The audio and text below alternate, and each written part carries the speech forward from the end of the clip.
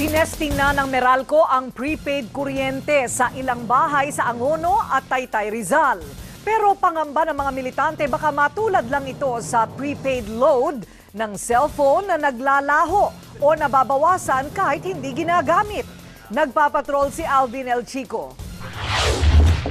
Ilang beses nang natakasan ng umuupa si Aling Teresa kaya sumwak nang isinali siya sa testing ng Meralco prepaid kuryente sa Angono at Taytay. Ngayon daw, kanya-kanyang bilinan ng load ang mga tenant niya depende sa gamit nila sa kuryente.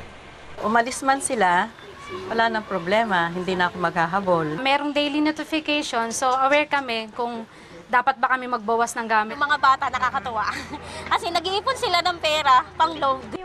Paliwanag ng Meralco, magpasabi lang ang interesadong lumipat sa prepaid, kailangang iparehistro ang cellphone number at backup numbers na gagamitin para masabihan ng consumer kung magkano pa ang natitirang load, warning na malapit nang maubos ang load o may papasok na dagdag load.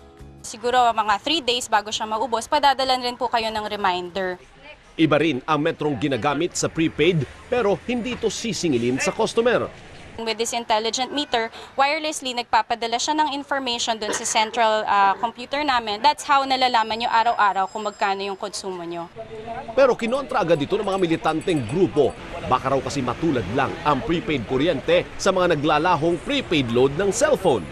Maraming drop calls, maraming missing load, malamang ganyan din ang mangyari sa kuryente. Definitely not. Wala ho itong ganung mga pangyayari. Sa estimate ng Meralco, swak na ang 300 pesos load para sa isang linggong konsumo ng bahay na may ilaw, ref, electric fan, TV at DVD.